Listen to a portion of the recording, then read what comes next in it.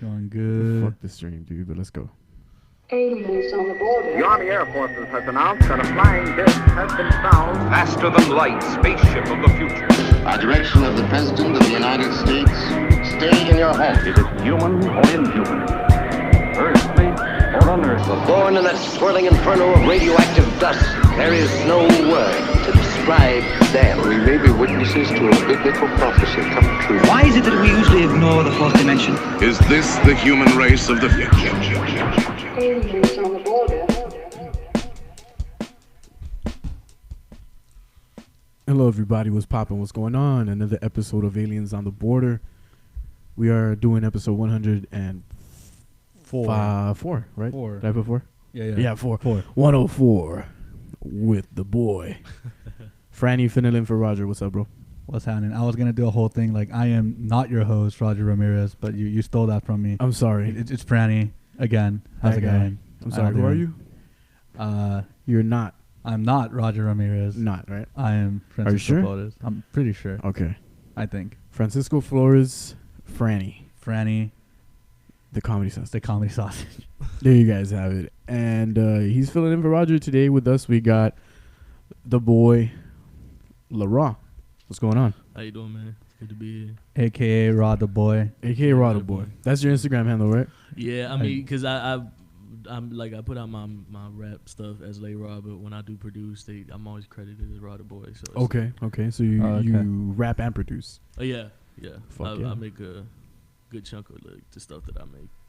More That's what's recently than ever, though. I picked it up kind of late, but yeah, rap, try to sing, produce, do all that stuff. Do the whole fucking thing. Yeah. Total package, bro. Try to. The total motherfucking package. Hell yeah, you out here.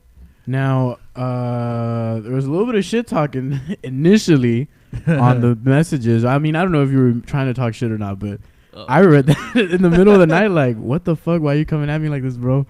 But, and I quote, it was like, that was some boring shit. You should have me on. I'm going to be the best guest ever. You've ever had me on like that. So you got to live up to the hype now, my boy. You can't just drop heat like that and expect to walk on like it's out Gucci. Yo, he was so stoked to get here that he only put on half his sweater. Though. Right. He didn't have enough time to finish putting on the whole thing. Here. Start spitting some motherfucking truth real quick. Yeah, no, it was funny, actually. I read that in the middle of the night.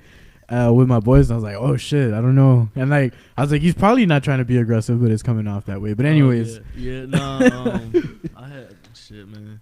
I have a tendency to just go off. Yeah, because I'm a real crazy person. Right. At night, so like shit would just kind of hit me like even like I don't realize that like. Most people was asleep at that time. They not really up, like, being crazy. Like I happened to be up, so it was all good with that. I was just chilling out, having a nice cold one. Yeah, no. But, I figured, I was like, man, this sounds like one of those late night messages that you just kind of like. No, like that's just yo, all, you that's, up? That's that. Let's cast real WYD, quick, dude. That's what you doing? That's like just that's when I'm up. That's when I'm doing. Like just my thinking. And can you point the mic up a little bit more towards you? You can adjust the little stand here if you need to or whatever, but. Yeah.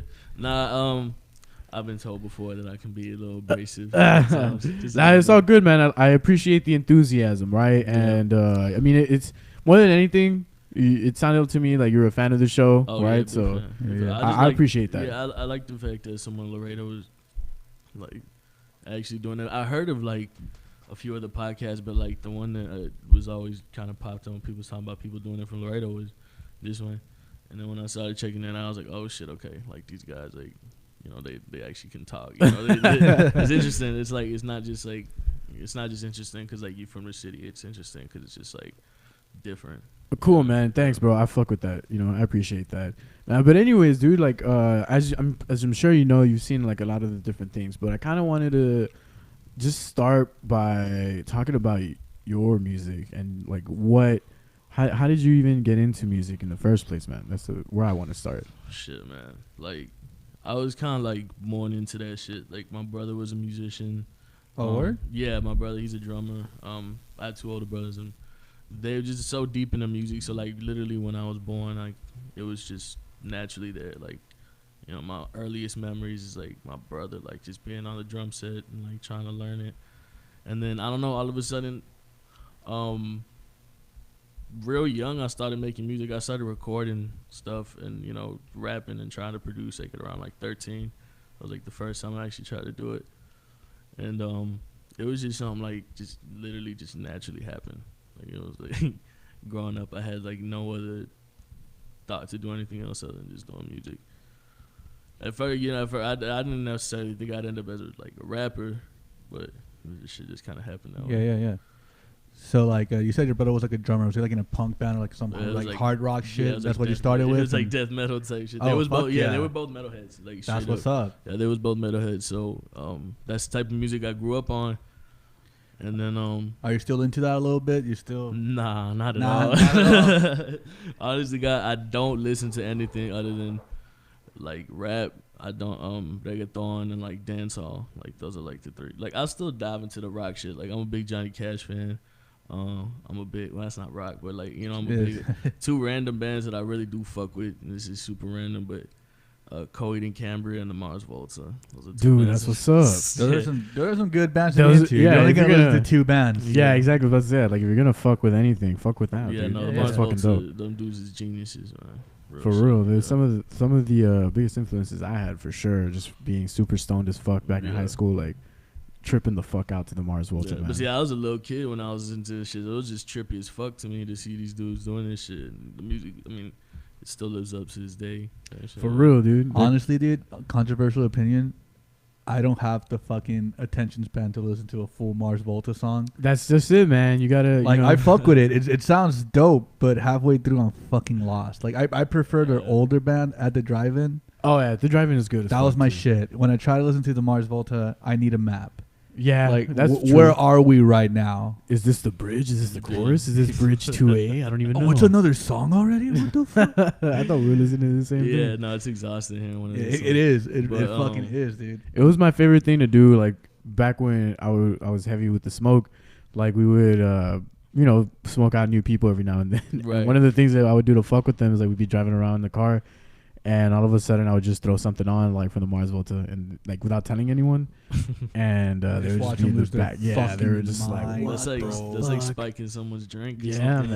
man, it's insane, dude. It's the same effect. Yeah. It really is. And I tried to listen to them once, like on fucking psychedelics. Did not work out, dude. I fucking had to give up on that real quick. I was like, I'm good. Yeah, try being sober and listening to them. Yeah, I should try that. I do, Yeah, man. yeah. I do, and I still fuck with it. You know, like Yeah. I definitely have songs that are like more for like when you're sober that are like easily digestible, I guess. Okay. By them. But I'll I could see still that, yeah. do like deep cuts. I'll still go in there with like whatever, man. That's not the Lost. fucking point. So like when did you officially, or not, I guess not officially, but when did you start rapping and taking it like seriously, or even if it wasn't rapping that you did first? I know you said you produce as well, so Yeah. which one came first for you, man? Well, I originally started just trying. The first thing I used to do is I used to take like songs that I used to like listening to. I would take this. I would write down the lyrics on a piece of paper, and then I would like change one line and I would change one word. And I was doing that when I was like 5 or like 6 years old. So then up until like, there's actually like a real specific story of when I got into rap. And it was like, I was about 8 years old. And I remember my mom's picked me up from school in my brother's like car and shit. And I used to always just listen to his CDs, and the one that I would always listen to was like, I think it was like some fucking like Green Day CD or something, like some random Green Day. shit. Yeah. Hey. And the CD didn't work one day, so I remember literally like, he had this one rap album. I don't know if y'all was familiar with it. It's Lupe Fiasco's Food and Liquor. Fuck Yeah, man. I dude. fuck with that shit. yeah. heavy. Yeah. So when I was 8, I remember putting that shit in, and like this was like because like this was the first time I was listening to hip hop as like it wasn't just like background noise. Or it wasn't Right, just right. playing Like on you were the- actually fucking paying I attention. was paying to. attention, and like, dude, if there's a fucking album to pay attention to, it's like that one. So when I heard that shit, like literally, I remember hearing Kick Push, and I was like, yo, Like this is the best music I've ever heard in my life. Dude, that was for real. Like that was my shit for the longest fucking time. And Kick Push was actually like the song that got me into rap. For the longest time, I was a little punk rock kid, and I was like, "Nah, man, rap is crap, bro. I can't hear that shit." He was a skater boy, or what? Then I heard Kick Push. Now it's a skater boy. You know, I was like, "Yo, See, I can relate to this." I always bro. wanted to be a skater boy, but I could just never pick it up. So I just used to just like wear SB dunks and shit like that. Right. That's about Hell it. yeah. I tried to as fuck, but like I mean I wasn't good at it. I could land a couple of tricks. I might still be able to pop off something if you pass the deck my way, but nothing too serious like that. That was definitely like a fad though. Yeah, right? Like, definitely for sure. But like so yeah, when I heard that shit like just triggered something in me, and I ended up just getting super deep into hip hop. I mean, I went down a fucking almost 15-year rabbit hole at this point, like of just being super into hip hop, and then something just kind of clicked when I was like 12 or 13 when I just fucked around and made a few songs, just playing around type shit, and just clicked on me like, man, this is like what I want to do, and ended up just taking it as serious as I possibly could since I was like maybe, I say I really started like when I was like 15, but I fucked off for like 2 years, but I've always been like working with like very like dope ass people since like I was like 15, and I'm still around those people today, which is really really dope. Like the same people who got me into like first recording and all that stuff, like that's still my boy. Like shout out to G Clef, that's my main producer, my engineer. That's the dude. Like I would have never been a good, or in my opinion, a good musician without that dude. That dude's a fucking musical genius, like nothing short of it. So shout out to G Clef. With some of the shit that you had sent us, like on I forgot if it was either the Instagram page or like on the Facebook page, I was listening to some of the tracks that were on there, and it's fucking like super clean, man. Like it has a really crisp sound. The quality of the music has always been very very important to me. Definitely. And I realized like when I was young, like I realized real young that it mattered. And I just made a conscious, effort to just go out and record with the best person I could find. Because I had been to like some big studios, but when I found G Clef, that was the moment it was like, how'd you link up with that guy? Shit, man. So there used to be this rapper here from Laredo named Roofy. And at one point in time, great name. Yeah. I don't think that shit would fly nowadays, right? But it was like he was probably at one point in time, he was just, everyone knew, he was like, oh, that's the best rapper in the city. And Roofy, even to this day, he's still doing music. Shout out to him. I know me and you don't really fuck with each other right now, but I love you.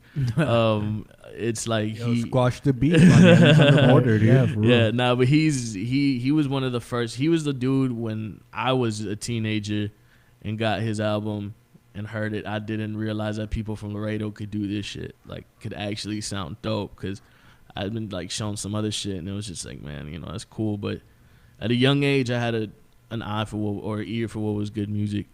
So when he came out, I was like, man, this dude's fucking dope. Like, and one of the songs I was on it was with this dude G Clef, and I just naturally looked him up. Turned out that he was also a producer and an engineer, and he was recording people. And I went by this studio. It's crazy talking about the Looney Bin. The Looney Bin was this studio back in the day that like every rapper in Laredo wanted to go record to. Like it was like in the outskirts of San Antonio, and there was G Clef and this dude Bobby. Actually, he passed away recently. R.I.P. Bobby. Right. But that studio, like it was like every rapper in Laredo knew Roofy was recording at this place, so they wanted to go check it out. And ended up just go recording like my first couple songs with Clef, and just immediately I saw that the quality was just there. And I just like it spanned like me and Clef have been homies for, I was 15, I'm 22 now. It's like 7 years. We've been working on music for about 7 years together. And that doesn't include other people like my homie 48 Laws is a big right collaborator with me. Me and him, like, we tight as fuck. And yeah, man. If any success that I have, I owe it to those people, man, because they're just so fucking talented. Like, I literally would not be shit without those people, straight up. Because the quality of my music has always been something that helped me stand out, right, from people in the city. Yeah. I was like blessed enough to just be around this person who was able to like build me up and show me the ropes of this shit. You know what? If I feel like I mean, fuck. I may be wrong because I guess I'm pretty out of touch with like the hip hop scene around here. But like, for the quality of your music being as good as it is, I find it interesting that I don't see your name like on a lot of different bills as far as like performances here. Am I wrong about that? No, you're right. You're 100% right. I made a conscious effort just not to perform. And really? It was just I wasn't into it, and it was like I feel like I need to go back to the drawing board because I used to perform a lot. I performed at like all of the original urban fests. Like I performed. Shit. Okay. I opened up. Okay. I got to open up for 2 Chainz and DMX. I got to open up for like DJ Damn, Blend and shit. Like I performed at the LEA like 3 times. Like so I used to perform like a motherfucker, but like it just got to the point where it was like, man, I went into like a dark ass place at one point where I just wasn't making music, and I was like trying to I was just doing dumb shit, and I was just like trying to figure out what the next move was. And but before that, I mean, I was locked down on doing shows all the time. Like I got to perform for some decent crowds, which was like dope as fuck.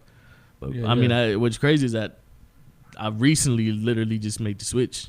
Like I'm performing this Saturday at Electric Lounge. There you fucking go. Yeah. Dope. So I'm already making the switch to performing a lot more, and I know it's a little early, but my homie Victor Sweet is supposed to have a show when he comes back from New York on the 25th. I'm gonna be on that too, so you might catch me on some shit in between. There you go. Goddamn. I guess it was the right time to ask that question.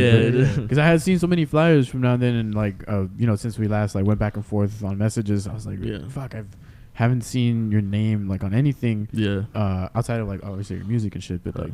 I was wondering like what the deal was with that, but I guess another big thing was me living out of town because I was living in Austin and San Antonio for some time, so like I also wasn't here, and I would have been before. Now that I am back here and I've been here for a minute, and I saw how many shows were going. Because before, back in the day, it wasn't like how it is now. No, it definitely wasn't. You couldn't just. There wasn't a show going on every weekend. There was a show going on like once every couple months. Right, and it was you would have to open up for like some reggaeton acts. And you were lucky if you could even. If you got the spot, it was because you just had a good enough reputation in the city. But like now, it's like youngins are just putting like together their own shows, and they're just making shit happen every weekend. There's 2 shows going on in one night, which is like that in the rap, like that's unheard of. Like in the city, to me, like having 2 rap shows at one night, which is some fucking like ridiculous lineups, dude. Just like fucking 7, 8, 9 artists on it. It's like, damn. Yeah, I didn't know we had that many fucking rappers. Yeah. No, shout out to LTAO. I mean, dude, he's a homie, and like even me and him recently squashed some like fake ass beef shit. But, like, but he the homie. But I always noticed like him and like all the youngins that he was putting on. It was like, man, it was like a lot of talented kids in the hair in the city doing this shit, and it's like it wasn't like that back in the day. It was and like. I mean, because I was a little bit closer to the scene back then because my brother was a part of it for a minute until he switched off to now being like the guitarist for Los Leones. But previously to that, like he would produce and make like hip hop rap music and shit. Yeah. So I was around it a lot more. But honestly, like the level of talent from then till now. I mean, I'm not fucking out here saying that we have like some of the best rap artists in the world, which is there probably is a couple that can handle their bars like with even some of the highest level rappers now. But previously I felt like a lot of people that got exposure were just kind of like hot garbage. Right? Somewhat. There were a few that were kind of right. Yeah. Somewhat. I mean, I it's like I'm very like it's hard for me to hate on anyone like too much because like just the idea it's real hard to do this shit, you know what I'm saying? It's like for anyone to kind of do it. I think some people did have some success that wasn't warranted, and like it's just some people, and it sucks because that's the nicest way to put it. Yeah, a lot of dope people just had, they weren't getting looked at, and like you're getting overlooked in a city like this where it's already discouraging to do this shit, and then no one's even paying attention to you when you try. Like it takes a certain kind of person to do this shit. Like it's not a normal way. No, it's definitely not, man, and that's probably one of the biggest obstacles, at least like. For hip hop in general here, or rap, or whatever you want to call it, right? Because everyone is so. I mean, at least like predominantly older generations were just like, we don't give a fuck. Like, give me some Tejano, or book some '90s band for me. Yeah. You know what I mean? Like, it's still the two biggest successful. A lot of it is just America. I mean, not America. Laredo's disconnect from like outside of America, where like everything happens. For real, like everything is late as fuck here. Yeah, very late. It's like how we're late on Japan shit. Like it's literally that's how we are with America, and it's like culturally, that generation just that was what's running the city. The city like became very like stagnant. It's like becoming modernized real fast and shit. Like it's growing a lot. It's growing like, a lot now. And that's such a corny thing to say in Laredo. Like, oh, it's growing, but nah, like it really is growing. They kept it the same for a really long time, and it's like now it's now there's actually like scenes and shit for stuff. Yeah, sadly, I mean, one thing I will criticize is that shit's only in the north side, which is something I think. I mean, I feel like most of it is downtown. Yeah, downtown is popping lately. But downtown it's like it's just bars. Like there's more. There's a lot of shows going on. Yeah, downtown. dude. Shows. A lot of shit. The music scene is growing for sure. Or what are you referring to that is mostly in the north side? Then, 'cause I'm not sure. I just feel like it's very noticeable when you in the south side Laredo versus like when you in north side Laredo. Oh yeah, 100%. Like fuck. Yeah. You pass like fuck. What's the? I say Jackman is when the north side starts past Jackman. Yeah, and then like you just see the huge difference. There's fucking. Yeah. It's like one huge. I think one side obviously looks like better to raise a family, and then one side does. 100%. And it feels like the city's like too small to be having those kind of issues, in my opinion. He's getting nervous because he's from the north side. Yeah, straight up, dude. Are you really? I'm just fucking. I went to United, so it's all good. Hey, what's up? South side, bro. What's up? What's good? Nah, you live like it's funny, man. You fucking hit me up, and it's like, oh, this right around the block. Yeah, 7 minutes away. There you go. But 19-minute drive for me, dog. I'm sorry. I'm sorry. Yeah. You owe me gas money, bro. Shit.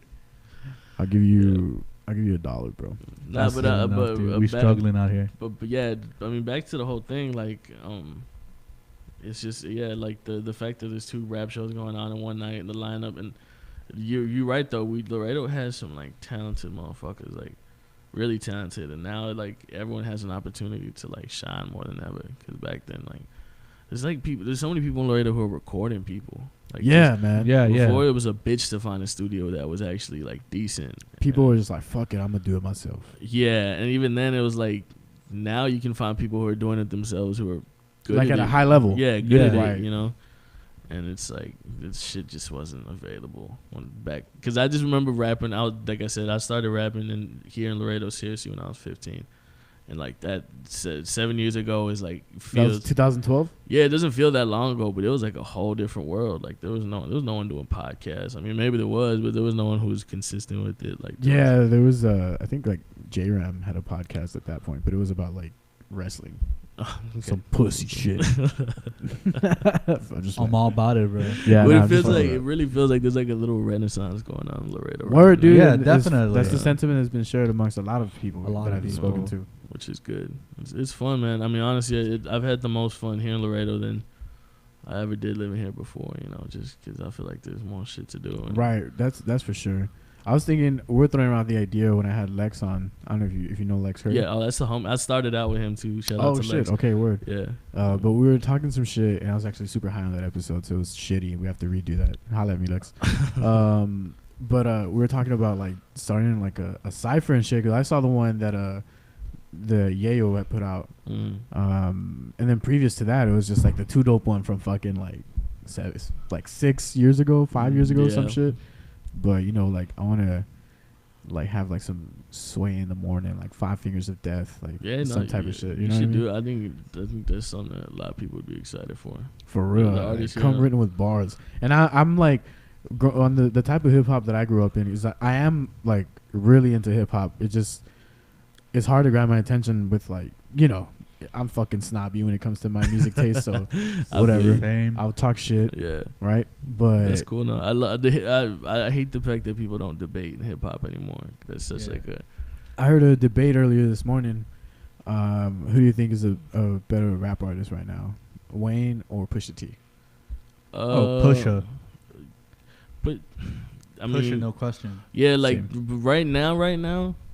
I get because Push's last album was like a classic for real. Like, even though it was just 7 tracks. Yeah, but if you go into Wayne in his prime versus Push in his prime, Wayne is one of the greatest. I really do think that Wayne burnt this whole generation of rappers. Yeah. I guess you could say that. Yeah. Like 100%. Everyone's sipping lean now. Everyone got the face tattoos. Everyone's Lil. Like that was not a trend. That was not a trend back then. Wayne was like he was the only Lil for a while. It was like Lil Bow Wow. He was the only Lil. He was one. Lil Flip. But see, Lil Wayne was the one talking about Xanax and he stayed on. Like he stayed on. You're right, dude. I hadn't even thought about that shit. Fuck. Hip hop. God damn it, Wayne. You got a bunch of people hooked on shit. That was my first favorite rapper. Wayne was my first favorite rapper. Yeah. My first favorite rapper was fucking Nas. It still is. Nas. Yeah, I had. Okay, we get it. You fucking snob. Exactly. You see what I'm saying? This is crazy. Like so. Like now, I make your typical. Like people would call it commercial, but I mean, I just make R&B and I make like heavier hip hop and shit, like trap hip hop and shit like that. But I started out backwards in music. Like when it came to hip hop, it was like I went from Lupe to like, all right, now I need to listen to the Sugar Hill Gang to figure out who's the earliest hip hop shit. So I started discover where you came from. Yeah, I started I started with the earliest hip hop. Like my first like shit that I would listen to was like Tribe Called Quest, De La Soul, Jungle Brothers, hell yeah, Old School Common, and I mean even to this day I still think Rakim is the greatest rapper of all time. Like that's how much of a fucking hip hop nerd I am. But that's not like deep cuts. Yeah, but I can still appreciate everything that everyone's doing now. I think that hip hop is just meant to evolve. Okay, well that's cool. So that's gonna lead me to my question here. Who do you think are like your biggest influences in your style right now? Like who do you think like really like? Bro, it's really hard to like pinpoint it down. But I mean, and honest to God, like my favorite or who I personally think I have a tendency to look up to who are just like the greatest at what they do. Like that's who I look up to. Like my heroes aren't always like my top 5 heroes aren't rappers. Like they're other people. But when I look at like who I think personally is gonna go down as the greatest of all time, it's gonna be Drake. Because you have to take in which y'all look shocked. Hey, I'm not. I mean, he did a lot to shape like the new hip hop landscape. Well, he's just like the modern Jay-Z and like. I know about that. No, well, I mean, I'm talking about cultural impact. Yeah. I mean, you gotta give him the like whatever moves Drake makes, everyone's gonna follow. But I also do think that people do sleep on him lyrically and as a rapper. I think that like any hip hop, if you really dive deep into Drake's music, you realize that he's a hip hop nerd too. But he's just you have to take it to a different place. Yeah, you know what? Like, and I don't disagree with you. To simply hate on Drake, like it's like because that's the popular thing to do or anything, but when all things considered, you got to take into consideration like as a straight rap artist, he's had like bars written for him, shit like that, like all that type of shit. And when it comes down to that, I mean, I feel like Pusha murked him on that fucking. Oh fuck yeah, Pusha murked him. Yeah. But the fact that he survived that murking. But it's a testament to because he's like a big fucking he's power like of Drake. He's a huge fucking star, man. Like you can't deny the star power. Well, there's a reason why. Like the reason why hip hop is the most popular form of music right now is because Drake opened up the door for females to listen to rap. Like that wasn't a thing. Like there was no back before Drake. Okay. Like. Girls like there would of course people listen to hip hop, but the only shit that they were listening to was like maybe like Tupac shit on the radio or the R&B shit that Ja Rule was on with J-Lo and shit like that. That's the type of shit that they would listen to. Okay. Drake maybe some Fabulous. Drake is the one who started a trend of making not just one song on an album is like, oh, it's your love song, but like the 12 other songs are all just about some gangster shit. Like, nah. Drake was the first one to come and make a consistent project about female shit. Or was it Kanye with 808s and Heartbreak? People didn't gravitate towards. I'm throwing my hat in the ring for Kanye, best of all times. I mean, I think he's the best hip hop. I think music wise producer. I think he's the best producer of all time. Without like specific labels, as just like an artist, I feel like he's one of the fucking greatest. Yeah. That's why, Definitely. like I said, it's hard for me to say like, oh, Drake is my main influence, because yeah, he is my main influence, but I wouldn't say it's a musical thing as much as it's more of like a just at what level you can take it to. Like the whole package. The whole of package. it. There you go. But I mean, even then, I do love his music. Like I mean, I always say, man, like lately I've been more on my rap shit, but my music is gravitated, towards kind of like somewhere along that vein. Yeah, I make love songs, bro. Like real shit. I make love songs. That's literally That's that. cool, bro. What's up. That's what's up. Yeah, but and occasionally I'll dive into some other shit, but I'm not. I used to make like very, I guess I don't like the word conscious rap, but I used to make like that kind of just almost politically type shit, just some fucking woke shit. Yeah, it's some fake ass woke shit. But I realized that just wasn't genuine. Like I wasn't actually talking about what was going on in my life. So like when I did that, that's what it is, man. Whenever it gets closest to your own experiences, that's where people can fucking like relate to shit. Yeah, 100%. But it's like I can give you 20 names of people that I look up to and who I listen to every day. So it's just too much. Like I'm too deep into hip hop to like really pinpoint one person who influenced my style.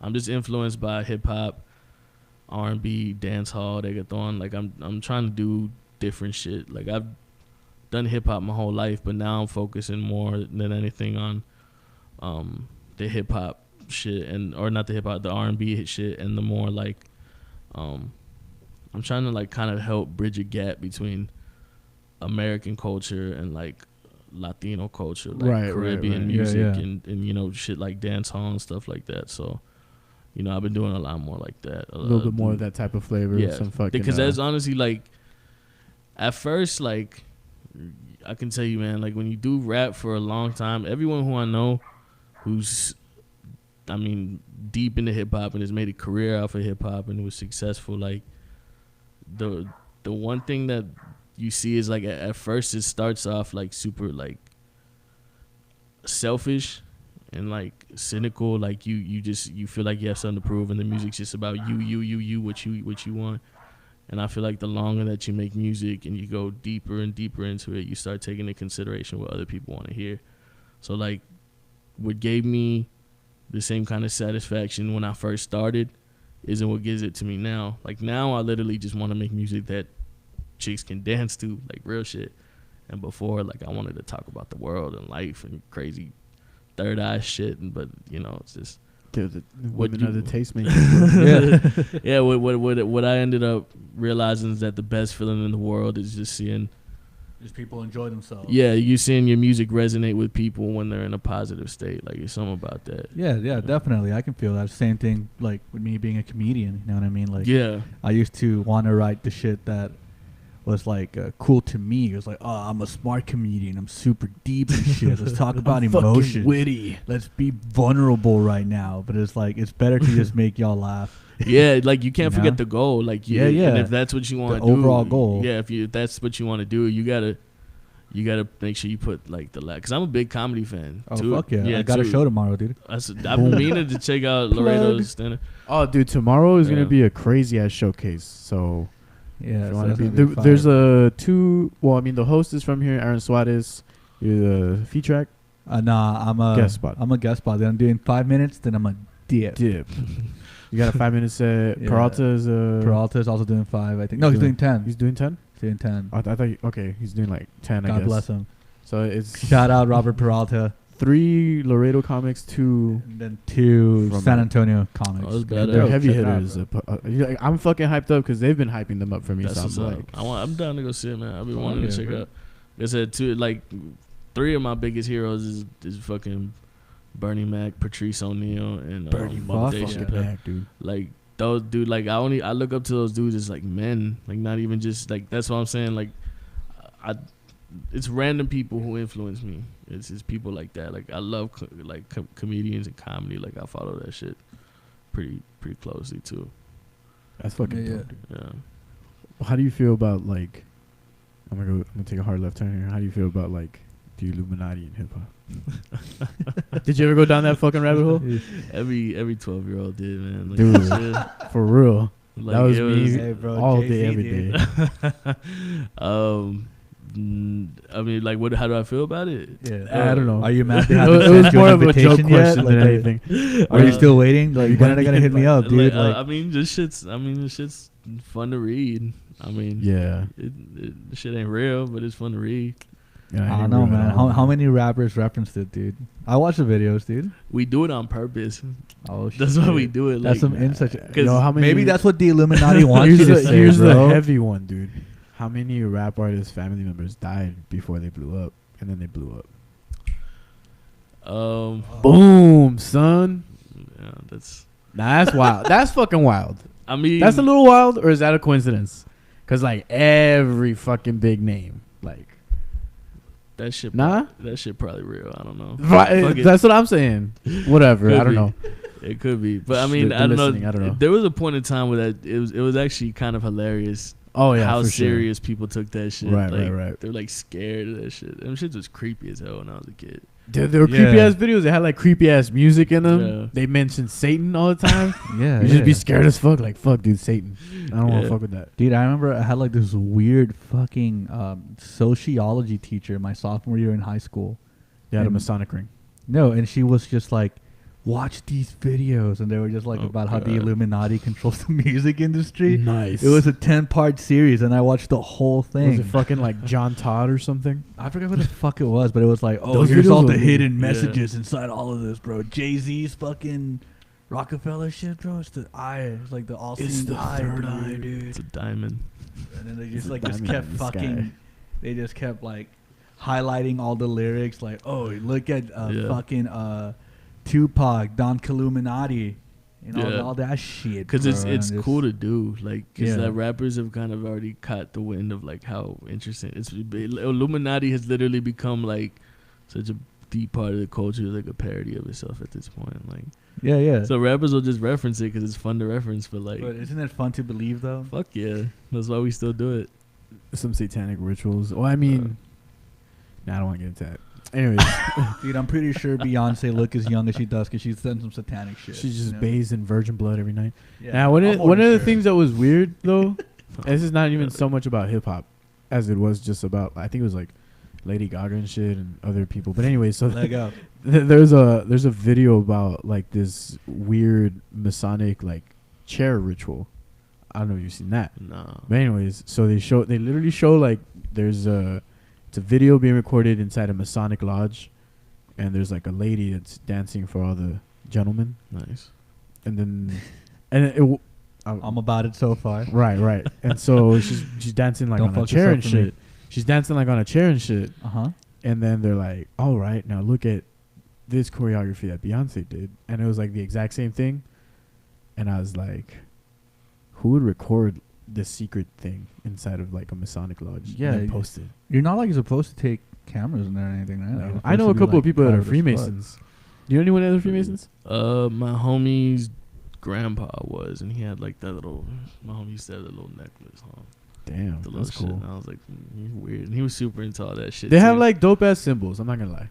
I mean, yeah. Yo, their branding is on point. Yeah, like you see the square and the compass, automatically you know what the fuck they're talking about. Yeah, it's a Yeah. fucking Freemason. It looks dope as fuck. Yeah, but I know like literally a homie of mine, like we went down the whatever. He's now a Freemason, and I'm Dope. always like, Like self-proclaimed or actually? no, like he's legit. Like he has a fucking ring, and That's he had to crazy. get like recommendations to get in and all this other shit. That's weird.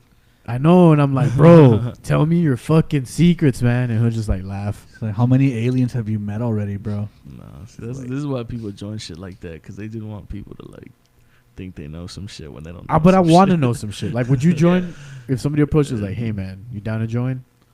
You gotta sacrifice someone though. I'm pretty sure I don't think I could sacrifice no one.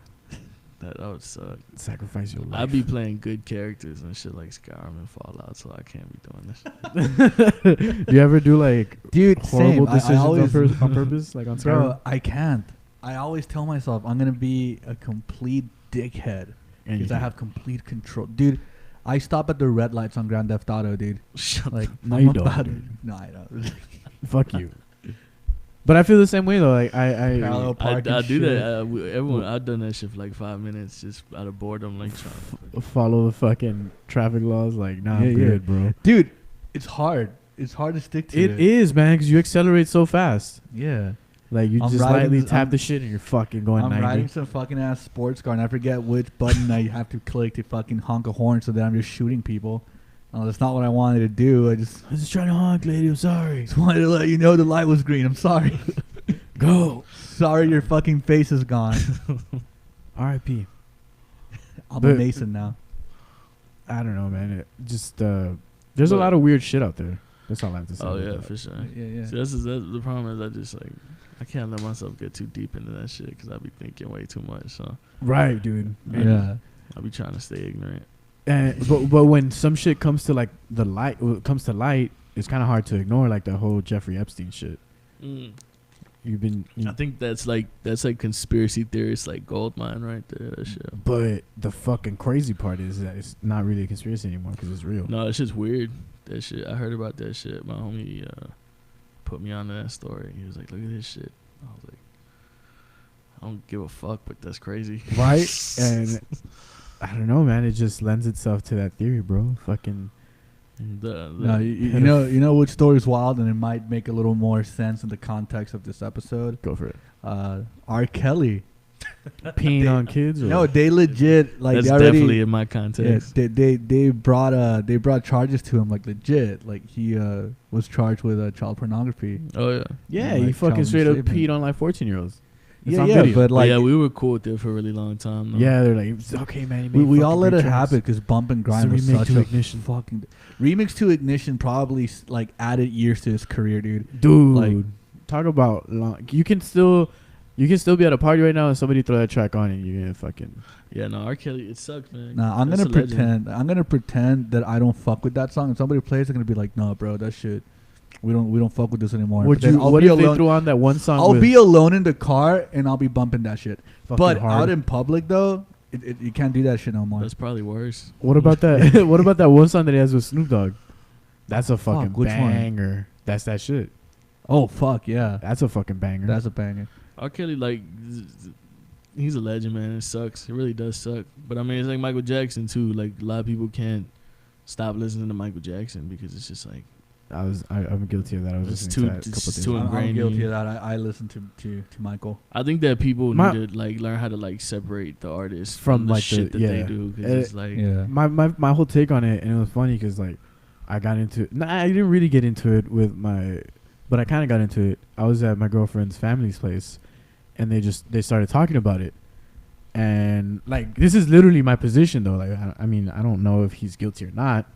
Right, like sure there was some weird shit, but a lot of the accusations have kind of been like disproven. People were like, "Oh, they fucking just trying to make money," all this other shit, right? Yeah. And I don't know the story, and I don't have enough research, so this is literally what I told them because they were just like, "No, he fucking did it. He's a fucking pedophile," like all this shit, like real, you know. And I was like, "Do you know though? Like, were you there? Like, do you really like 100% beyond a shadow of a doubt? No. Like, have you looked into it, like research? Yeah. No, but it like everyone says." I was like, "But like." You know, it could be a fucking lie. And they were like adamant, dude, trying to change my fucking mind. I was like, I don't know, man. I'm sorry. I just don't have all the facts. You know, what if he's weird? He's just a weird person. Yeah, I know. He clearly was. He's definitely a weird 100%, right? Like, he had some fucking psychological trauma in his own childhood. One thing he's guilty of is being a fucking weirdo. Yeah, man. Yeah, but I mean, like I said, it's like again, comedy. Like one of my favorite comedians, Louis C.K. Like, that was the funniest dude ever. Jacking off. Yeah, and it's like. He's coming back strong, bro. Yeah, he is. He's not. Yes, he is. He's been doing like spots around New York and shit. He has, but and killing it. I haven't heard that he's been killing it. I've heard that he's been doing shows. I've heard he's been doing shows, and that people are like, "Fuck," and then like the venue's like, "I'm sorry" or something. But like, I think he'll be alright. Yeah. Next thing you know, he's gonna book like a theater, and it's just gonna be sold out.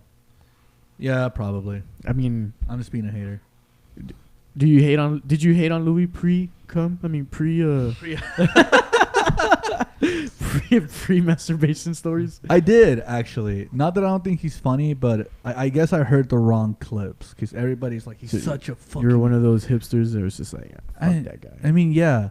But also, no, it was like, oh, he's such a fucking genius, and he'll change your fucking mind. And I was like, all right, cool. And I looked. The first clip I saw of him was just like, when is it acceptable for me to rape my dad? And I was like, fucking genius. That's what that is. This is who's gonna change my fucking world. Is this guy?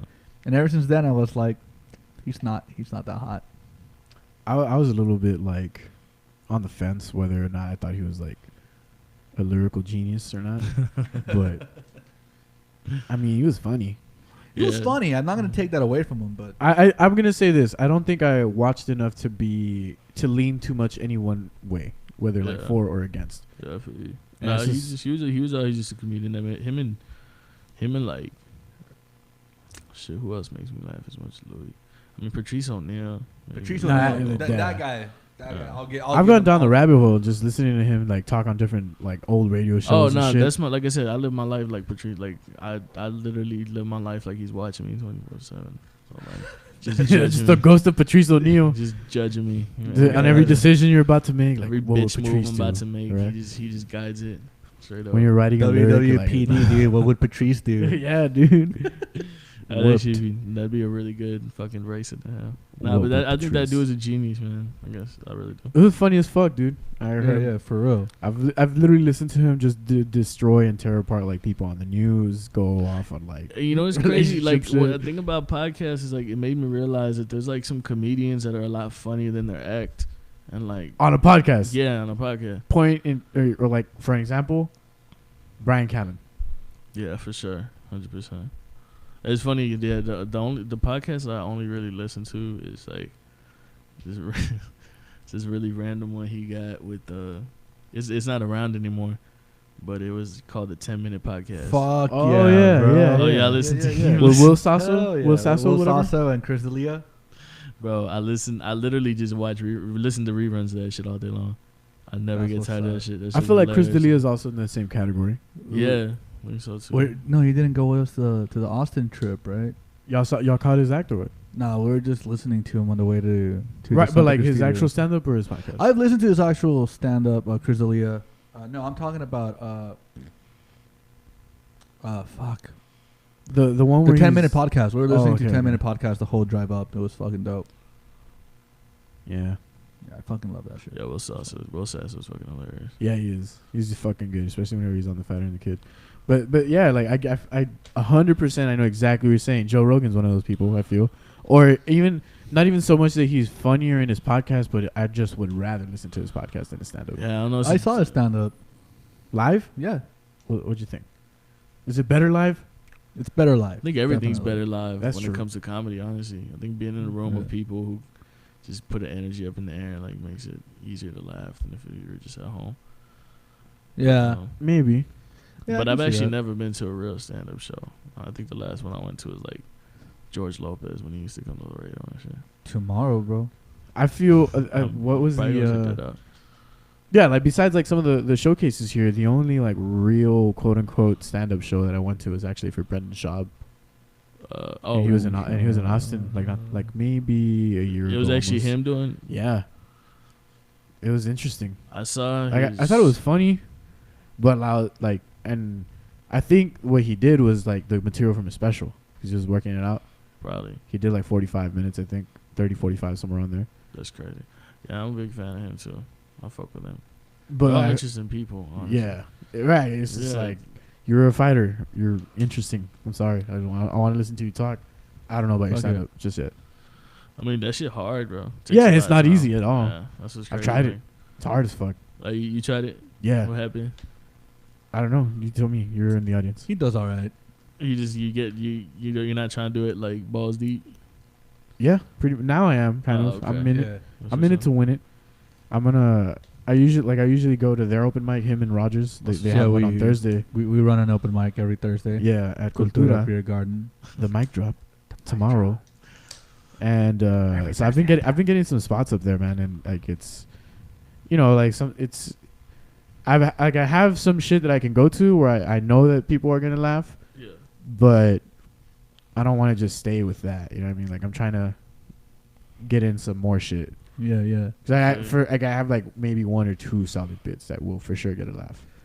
I realize stand up is possibly the most nerve-wracking thing I've ever done on a stage. Yeah, like when it's crazy when you say like 5 minutes is actually a bitch to do, right? It is, bro. Yeah, it is. Like, if you tell like a performer like, oh, you got 5 minutes. Oh, it's like one song. Yeah. That's one song. Yeah, it's like shouting up to hyping up the crowd for 2 minutes and then doing a song. Yeah, it's fucking wild because you know, I used to be in a band.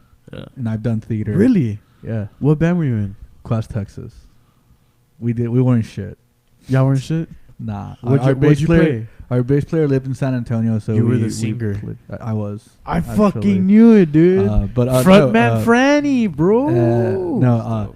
But like it's wild because you know, I was in a band. I've done theater, and now I do stand up.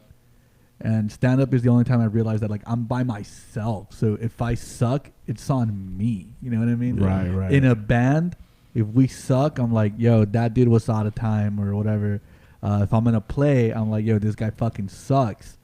But if my set sucks, as a stand-up comedian, like, it's on you, bro. That's on me. I'm the only fucker there, you know. So it's way more nerve-wracking than anything I've ever done before. Yeah, and usually when you perform like music, the crowd is kind of already on your side, and like comedy, you have to like win over the crowd. Exactly. Right. Especially like in the situation with the open mic, in some cases you'll go up after people that just ate a dick, so the crowd is like.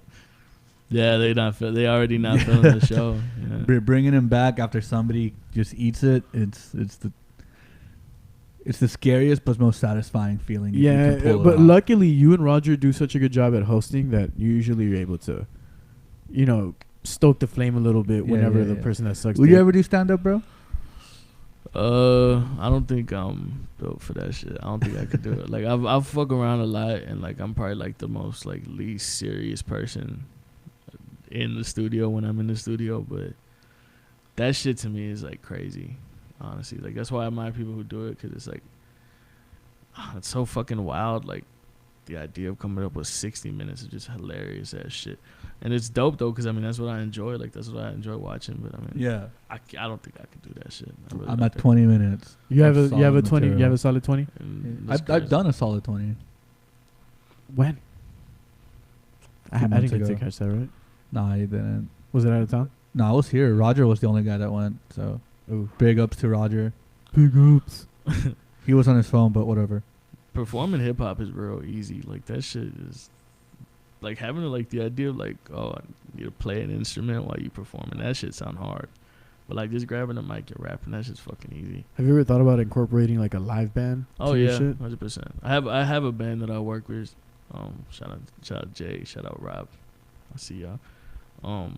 But cause I feel like those like when hip hop artists are able to incorporate the live band like that, it just takes the shit to the next level. Yeah, for sure. Like the thing is though, like that's why I'm starting to perform again now, because I'm trying to get back into that whole mindset of performing and creating a performance show. But it would for sure include a band. I couldn't see with that. Dope, have you seen that performance of Denzel Curry doing Bulls on Parade with a live band? Man. Yeah, that's fucking flames, dude. I met that dude. He's no fucking met him? Yeah, he's nice. He's crazy. He's like that just normally. Right. Yeah. He's real intense. He's fucking. But actually, it's not safe to say, because he just got off. He just got done performing. So yeah, it's like off the vibes and shit. Just fucking. Yeah, I guess he was just hype as fuck. But no, he's a cool dude though. He fucking knows how to perform. He seems cool. A lot of his lyrics mention a lot of the shit that I fuck with. A lot of fucking Dragon Ball Z and shit in there. Yeah, I'm super down for that. Yeah, and I caught like his I don't know if you've heard of the In the Cave or with Kenny Beats or whatever. But, I don't think it's because like that's almost like his own genre of rap. Like those, like people like Denzel Curry, and I mean I can't think of other names, but there's just people in that kind of category. Like Beast Coast, I feel falls into that category. It's more like, and I don't even mean it with like a negative connotation, but it's like what we just call it weirdo rap. Like it's just that's what it is. It's like weirdo rap. Like Odd Future, is that in the same category? Yeah, it's like the alternate shit or alternative shit, you can call it. Right. So he has some hard ass bars though. Yeah, no, like he's dope. It's just like that's like I fuck with him, but like I don't be like listening to shit like that. You know? Yeah. So I can't even say like too much about him. But Right, he had this right. one song I remember that like it was like a meme. I guess they were like flipping the bottle and shit. His song would come up in the back. Oh yeah. that song Which went one hard was as that? fuck. The fucking ultimate one or what? Yeah. I think so. I am the one. Fuck the yeah, one. that was the Yeah, one. okay. Yeah, that shit go hard. Yeah, that is a He's fucking crazy turn. song. I love rappers who like have that kind of energy on stage, like, cause I can't do that shit, and like I just love being able to see dudes like just fucking go off. Yeah, go off, like turn that shit into like a metal show. Yeah, dude, that's Crazy. that's pretty fucking killer. I like when shit kind of turns that way. Yeah, but you know, like with hip hop, it's a little difficult because sometimes the persona you're projecting is like a chill ass, like, I mean, I don't even know in your case specifically, but like, yeah, like when you think about it, like what it is, it's like you kind of never let them see you sweat type of shit, you know. And then like if you're fucking turning up like crazy, I think if you, my opinion, honestly, like I think you right, but like if a rapper was to think about that, then you just kind of overthinking it, and you're gonna fuck up. Yeah, like, you can't think of it like that. You just gotta go on. You gotta go on, like you gotta have like natural born confidence, like for rapping and shit, like because it's such a like a bravado fucking. Exactly, man. Yeah. This is like even your most humble rapper still very has to ego be driven to a certain extent. Yeah, you even your most humble rapper has a fucking ego. Like you have to have an ego to do this shit. For real. It's such a competition. I mean, that's how I look at it though. I don't look at it as like a competition, like where I don't want to see other people succeed, but it's more just like a competition within yourself where you're always just trying to get yourself into the best position. And you know, it's like a foundation of hip hop in my opinion. It's like who's the best DJ, who's the best, you know, MC, who's the best dancer, like, and like you may not ever get there, but it's about like trying to be that. I think if you just always like strive to be the best fucking version of yourself, like whether you actually get there or not, like you're gonna be a better person overall, just reaching that goal, you know, because you're gonna be taking those small, tiny steps, you know, to do that. So, I mean, yeah, I like the competition aspect of all this hip hop shit. So that's why I knew it was like kind of like something I wanted to do, because it was like I'm very ego driven when it comes to music, like not on some personal shit, but it's just like if I hear someone, the moment I hear a song, and I always think to myself like, damn, why didn't I make this? Right. The moment I get that feeling, that's like the number one drive for me to like try to do some different shit. Or like, damn, I could do that better. Yeah, even that too. That's another thing. It's like it just reminds you of like what level you're at. There's just like I always say, there's like calibers of rappers in this world. 100%. You know, the mainstream dudes that you're looking at, like some of those dudes are like, that's a different kind of caliber to be at. Like it's fucking takes just years and just being born with that ability to like, you know, do what it takes to be a wordsmith at that level. And learn how to like, because you don't have to be the most lyrical motherfucker to like be dope. Like really, you just have to like understand how like music just hits people.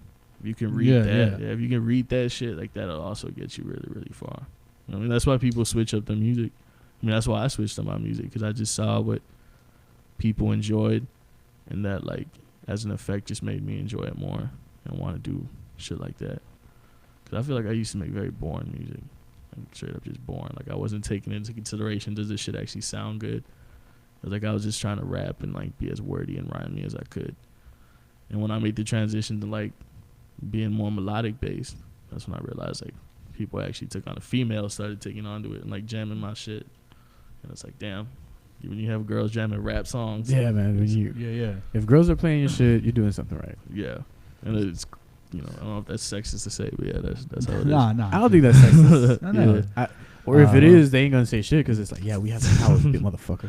That's honestly, a lot of people don't know, but that's, you know, if you look at Atlanta, that's how Atlanta's music is actually gauged. It's by the strip clubs in Atlanta. The strippers in Atlanta dictate they dancing to it or not. Yeah, literally, like it was in Atlanta. The culture was, and this is like, I don't know if it's still like this now, but back when like Gucci Mane was like the hottest dude out there, the culture was like before they put his clone back out. yeah. Like the culture was, you made a song that night, you took it to the strip, you played it. If you knew the DJ or not, you'd have him play it for you. You'd see the reaction to the strippers, and if the strippers liked it, they would just keep requesting that song, and then that's what got people in Atlanta to blow up.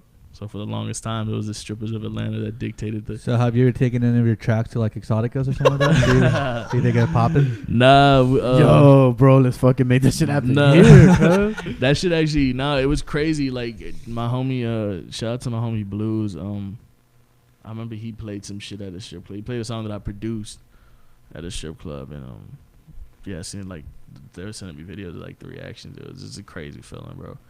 Such a crazy feeling having your music like being played somewhere you're not at. Crazy feeling having some booty popping to your fucking track. What do you feel, or like the sounds that you come up with when you're producing? Like where do the influences that you draw on that? Like I know you mentioned that you like dance hall, like you're throwing and everything. Is that like the sounds that you're putting into your beats? Do they kind of come from that type of flavor, or what exactly are you putting on it? If I was talking about dancehall and reggae, I would say that your basic drums, that's what I'm pulling, but I'm adding different types of melodies and like a different feel. Like I'm adding more of like a, just like shit that you could just like drive to or smoke to late at night, like that type of feel. So it's like bringing like almost like sad. Some sad boy, real sad boy hours. Yeah, like this is not. I wouldn't even say sad. Just more. It's not like the super bright, poppy ass sounds that you get. And like some introspective type shit. Yeah, it's like just turning dancehall just a little bit more serious, turning like a thorn a little bit more serious.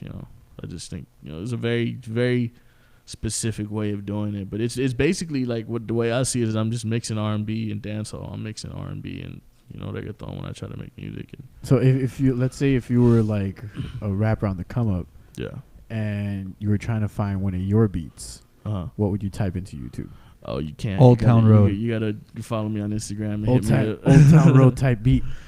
I'm not like a beat maker. Like I can't do that. You gotta like work with someone on a fucking. Not even that. Like it's just like I'm not that good at producing. Like I'm really not. Like my best shit has come from other people, but I just know how to. I can make a beat, but it's what I end up doing with the end of it that'll actually make it sound good. Like I really don't think that my beats are like anything too special. But I mean, I have worked with some people and I've had some like really good success with that shit. And I'm confident in myself as a producer. But I just know some people that could school the fuck out of me. Like there's beat makers, and then there's people like me.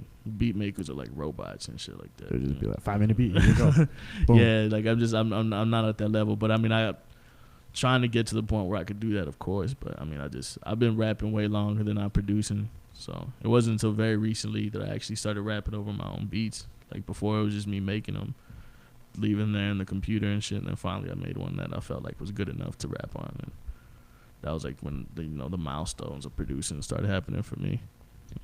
What do you feel like? Fuck, that totally threw me off my train of thought. Had to do with producing and hip hop. I don't know, man. Oh yeah. Now I remember. Always. So like, fuck. I wanted to talk a little bit about like your creative process. Like, let's say you're gonna lay down a track. Where do you start? Honestly, man, it's real different from time to time because I have like. I have like my scheduled studio time. So it's like I know in that day I have to go work on something. So sometimes it's like inspiration just kind of strikes and, you write something down or you kind of hum something to yourself and turns into something else. But I'm not in the type, I personally just don't believe in like sitting around waiting for inspiration. I kind of like try to like chip away at it like daily. I try to do something every single day. Like I try to write something, come up with a little line, even if it's a little rhyme scheme. Like I'm just constantly writing 24/7. So like I have a lot of ideas already ready to go. And if I'm going to one of my scheduled studio sessions, sometimes I'll go with like no idea at all. It's like, all right, well, let's just see what we come up with. And then sometimes, most of the time, I'm already thinking like 6 songs ahead. So I already know, like, all right, I want to make a song with this feel, this kind of vibe. The next song after that, I know I'll have this feel, this kind of vibe. And, the process is just, when I'm with Clef, it's like, it's insane. Like, that dude is so fucking talented. So he'll turn, like, a little idea that I have into, like, this grand-ass fucking crazy song and shit like that. So, my creative process is just, 24/7 just thinking about this shit. I'm not the type to just like compartmentalize it. Yeah, like I don't sit down like for an hour a day and do it. It's like all day long. I'm just kind of doing it, you know. So it's an obsession type shit. Yeah. Right. Yeah. That's. I mean, to be able to succeed in that lane, you gotta be that way. I feel. And I'm always trying to do different shit. Like I never stay onto one thing. You know, I'm always. It's not like I make 5 songs in a row like that are the same feel. If like I make 5 songs in a row, they're all gonna be different. Yeah, each of those 5 songs is gonna have a personality and shit like that. So that's what's up. Yeah, but it's all about. I mean, there's a very specific sound and a very specific message. Like generally, I usually want to try to convey. So like, the one thing that I do like about my music that I hear personally, I try to, it's a big thing that I work on. But it's like, if you listen to an album, like I want you to get the different feels, but I want it to still all feel like it should work together. You know what I mean? I feel like that's what makes a good artist. It's like if you can have an actual sound, but still have like variables within it and shit, where it's just like, you can feel the different energies of the different emotions and all that shit, but you can still be able to tell, oh yeah, that's that dude's sound. So, that's him. So that's what I try to work on constantly, is just consistency throughout my projects and shit like that. Yeah, I feel like that's a hard line to walk. Yeah. Like trying to keep a cohesive sound, but not making it sound too similar. Yeah. That was my problem when I tried listening to Drake's most recent shit, like Scorpion. Is that still the newest one? Or yeah, Scorpion, yeah. When I listened to Scorpion, like everything sounded too much like the same, you know what I mean? Like I guess he was trying to go for what you were saying, like a one cohesive vibe, but everything was just like it all kind of bled together. I couldn't tell one track apart from the next. I feel you. And that got me bored real quick. And it was a good summer, man. So it was a hard time for that album to have any success. It was, It was like I personally love that album. I think that shit was crazy. But I like the second half, the R&B side of it. The R&B side of it was really good, but it still had that feel to me. Like everything was very. Yeah, I feel like it was very pretty similar. It was pretty, that one was pretty similar. You know who I feel has like that issue, but is somehow still able to like fucking keep going? Currency. Man, I feel like it throw on any one track from like his old shit and his new shit, and it has that same fucking vibe. Currency is an odd dude, man. He's so fucking like beloved, and like it's just he's never like actually like blown up. Like he's always just underground, just fucking hype as fuck. I fucking know. I used to rep that Jet Life shit like same, bro. Like, fucking same, I man. love that shit. Same, dude. That was my shit, bro. Yeah, like the dudes who got me into smoking weed and shit, like straight up. Just wanted to smoke weed like Currency and smoke weed like Wiz and shit. Fuck, for real, bro. That was my fucking senior year. Just be like, back when Wiz was like dope as fuck. Like Wiz was like. What's he been up to lately, bro? Fucking training and fighting and like now being super buff.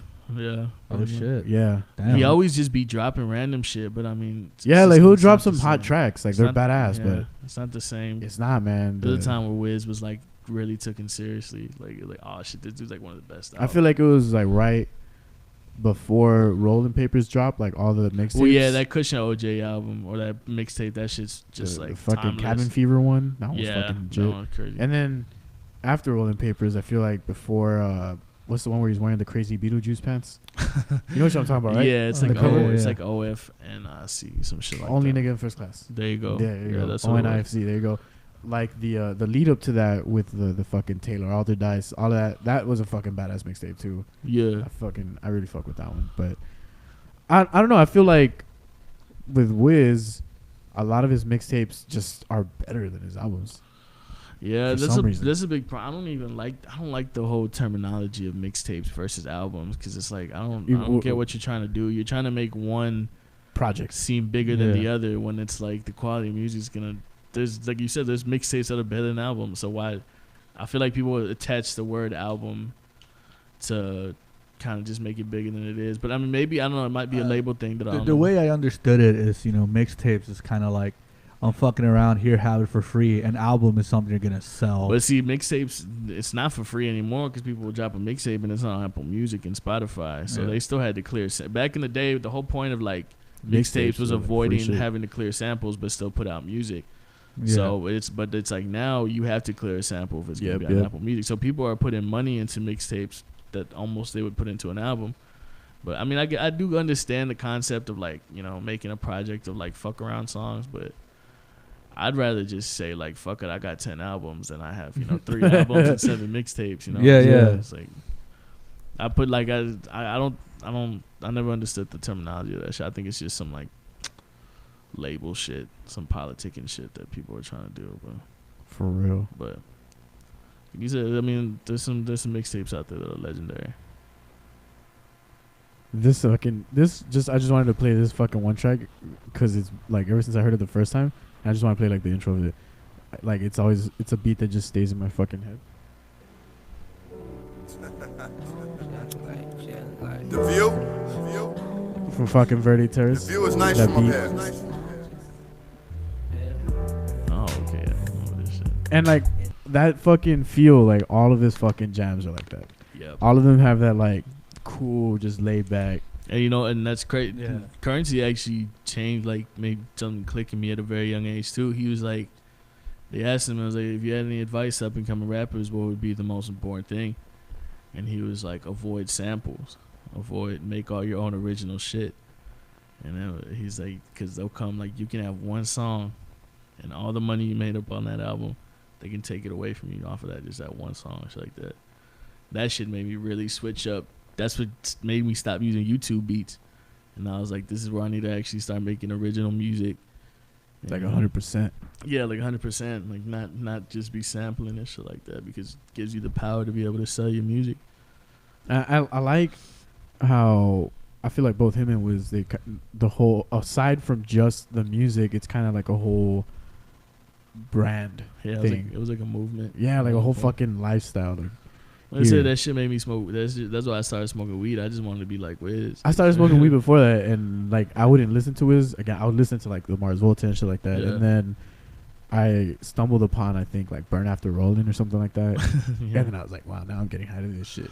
Yeah. So that was fucking like a little transitionary period. But yeah, coming back to it, like it's crazy how for some people, even though being able to be consistent and have like a unified sound on their projects, it can take a turn for the worse when like it sounds too similar, or it can work great to where like it just becomes one cohesive fucking feeling, I guess. There's just a vibe that I want to bring with my music, and that's all I try to keep, and that's honestly what just keeps this shit fun for me, because it's like, it's you're thinking about more things than one when you're writing a song, as opposed to when I first started out, I just needed to finish that song. But it's like now, when I start something, I have to think of like all the ramifications of it. What message is this gonna convey? Where does this fit on what I'm doing right now? What's the plan for this song and shit like that. So it's cool, man. I mean, but yeah. What are like some upcoming projects that you got working on? Like any EPs, albums, mixtapes, whatever you want to call them, playlists, like yeah. Right now, Drake calls it a playlist. Man, I'm just in studio mode. I'm in album mode. I just dropped one project in January. rawdaboi, go check that out on Apple, Spotify, all that. And then I dropped one in I lose track. It was March, maybe. The last project I just dropped was Follow to These Niggas. It was you can find that F2TN, Apple Music. So right now I got those projects out of the way, and I was like, you know what, I'm gonna dedicate the next year to just being in the studio, and I've been in there consistently, and shit, I have like tons of fucking music. So right now I don't have a project coming up. I'm just in the studio grinding it out. Yeah. Like, cause I like to just make songs, like shit ton of songs, and then figure out where they're gonna go later. So that's what I'm doing right now. My last project I dropped, Follow to These Niggas, we did that shit in 10 days. Wow. Yeah, head to toe. So it was just like make it, drop it, So, cause like my shit again, shout out to 48. 48 in the past 2 years made, I lose track of it now. I think he made 7 albums in the past 2 years. Fuck. Yeah. He would make them in like a day. And they're not even trash. Like, they're fucking fire. Like, 48, he has good beats, man. I've heard some of his. Yeah, no, I owe 48 just as much as I owe Clef. Like, that dude completely got my music out there in a way that no one else was able to kind of do for me, or even I was able to do for myself, So 48's a big part of my success also. That's like my brother right there. Shout out to 48. Yeah, shout out to 48. And shit, me and him might even do like a joint project. I don't know. But I'm always just making music. I'm never the type to just like sit on. I don't like to sit on music too long. Do you drop shit as soon as you make it? Like, for example, any of the songs that you made, or you just kind of right now? Nah. See, I've been sitting on shit right now. And it's not. I don't like the feeling. And so I don't know. I already know I have projects up and coming, but right now they're just not done. But I mean, I'll probably end up dropping like fucking. I wanted to drop one before the year ended, and I'm still thinking if I'll be able to do that. What about music videos? Have you worked on any? I'm working on some shit right now, actually. Yeah. Do you have any out right now? I have one, but that's also something that I kind of avoided too, was music videos, just because I didn't want to like do some bullshit. Like when it comes to music videos, I'm super picky, too picky, because if it's when you put money on it, the risk to reward ratio for music videos doesn't always pay off that well. So it's like, when I do a music video again, because the last music video I did was dope, but it was more just like I felt like the reception wasn't there for as much effort that was put into it, right? Right. So it's like I have to look at shit like, okay, well, like what am I gonna get out if I put this, much of an investment into it? What am I looking at back? Are people actually gonna be watching it? I'd rather save that energy for when I'm in a position where I know that people are guaranteed gonna look at it. Right, for I mean? Sure. But videos is another thing I'm already becoming more adamant about. I feel like I took the past couple years just to be in the studio and like, try to perfect like what I do as much as possible.